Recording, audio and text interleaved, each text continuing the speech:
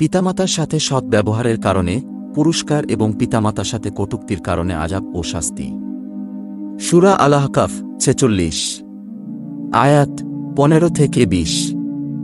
পিতামাতার সাথে সৎ ব্যবহারের কারণে পুরস্কার। আউযু বিল্লাহি মিনাশ শাইতানির রাজীম। বিসমিল্লাহির রাহমানির রহিম।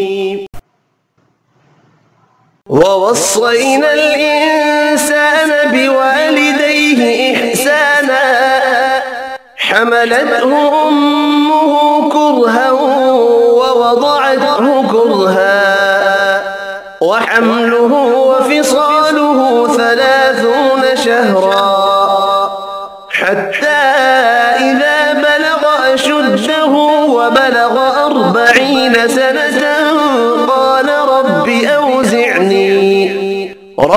أوزعني أن أشكر نعمتك التي أنعمت علي وعلى والدي وأن أعمل صالحا ترضاه وأصلح لي في ذريتي إني تبت إليك وإني من المسلمين أولئك الذين نتقبل عنهم أحسن ما عملوا ونتجاوز عن سيئاتهم في أصحاب الجنة وعد الصدق الذي كانوا يوعدون. سورة الأحقاف. بسم الله الرحمن الرحيم. রহমান রহিম আল্লাহ তাআলার নামে।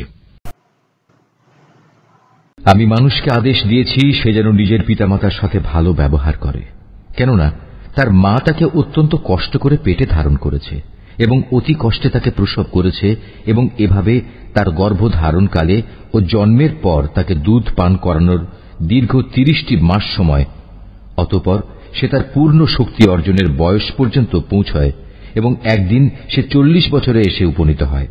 তখন সে বলে, হে আমার মালিক, এবার তুমি আমাকে সামর্থ্য দাও। তুমি আমার উপর শুরু থেকে যেসব অনুগ্রহ করে এসেছ এবং আমার পিতামাতার উপর যে অনুগ্রহ তুমি করেছ, আমি যেন এর কৃতজ্ঞতা আদায় করতে পারি। সর্বোপরি আমি যেন এমন সব ভালো কাজ করতে পারি যার ফলে তুমি আমার উপর সন্তুষ্ট হবে। আমার সন্তান সন্ততিদের মাঝেও তুমি সংশোধন এনে দাও। অবশ্যই আমি তোমার দিকে ফিরে আসছি। আমি তো তোমার অনুগত বান্দাদেরই একজন। মূলত এরাই হচ্ছে সেসব মানুষ যারা দুনিয়ায় যেসব ভালো কাজ করে তা আমি যথাযথভাবে গ্রহণ করি, আর তাদের মন্দ কাজগুলো আমি উপেক্ষা করি। এরাই হবে সেদিন জান্নাতবাসীদের অন্তর্ভুক্ত। এদের কাছে প্রদত্ত আল্লাহর ওয়াদা যা সত্য প্রমাণিত হবে। পিতামাতার সাথে কটূক্তির কারণে আযাব ও শাস্তি। والذي قال لوالديه أف لكما أتعدانني أن أخرج وقد خلت القرون من قبلي وهما يستغيثان الله ويلك آمن إن وعد الله حق فيقول ما هذا إلا أساطير الأولين أولئك الذين حق عليهم القول في أمم قد خلت من قبلهم من الجن والإنس إنهم كانوا خاسرين ولكل درجات مما عملوا وليوفيهم أعمالهم وهم لا يظلمون ويوم يعرض الذين كفروا على النار أذهبتم طيباتكم في حياتكم الدنيا واستمتعتم بها فاليوم تجزون عذاب الهون بما كنتم تستكبرون في الأرض بغير الحق وبما كنتم تفسقون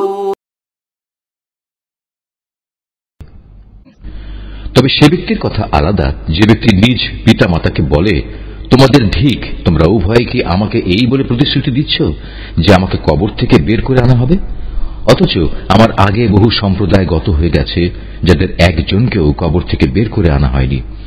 এ কথা শুনে পিতা মাতা উভয়ই আল্লাহর সাহায্য প্রার্থনা করে এবং সন্তানকে বলে, ও হে, তোমার দুর্ভোগ হোক, এখনো সময় আছে, আল্লাহ তাআলার উপর ঈমান আনো, আল্লাহর ওয়াদা অবশ্যই সত্য প্রমাণিত হবে। তারপরেও সে হতভাগা বলে, হ্যাঁ, তোমাদের এসব কথা তো অতীতকালের কিছু উপাখ্যান ছাড়া আর কিছুই নয়। এরাই হচ্ছে সেসব লোক যাদের উপর মানুষ ও জিনদের পূর্ববর্তী দলের মতো আল্লাহর শাস্তির বিধান অবধারিত হয়ে গেছে। এরা সবাই তাদের একই দলে সামিল হয়ে যাবে, আর এরা হচ্ছে ভীষণভাবে ক্ষতিগ্রস্ত। এই উভয় দলের প্রত্যেকের জন্যই তাদের নিজ নিজ কর্ম অনুযায়ী মান ও মর্যাদা রয়েছে। এভাবেই আল্লাহ তাআলা তাদের কাজের যথার্থ বিনিময় দেবেন, আর তাদের উপর কোন রকম অবিচার করা হবে না। যেদিন কাফেরদের জাহান্নামের জ্বলন্ত আগুনের সামনে এনে দাঁড় করানো হবে, তখন তাদের বলা হবে, তোমরা তো তোমাদের ভাগের যাবতীয় নিয়ামত দুনিয়াতেই বিনষ্ট করে এসেছ এবং তোমাদের পার্থিব জীবনে সেসব নিয়ামত দিয়ে প্রচুর পরিমাণ ফায়দাও তোমরা হাসিল করে নিয়েছ। আজ তো তোমাদের জন্য রয়েছে এক চরম অপমানকর আযাব, আর তা হচ্ছে আল্লাহর জমিনে অন্যায়ভাবে ঔদ্ধত্য প্রকাশ করা এবং আল্লাহর সাথে তোমাদের বিদ্রোহমূলক কাজের শাস্তি।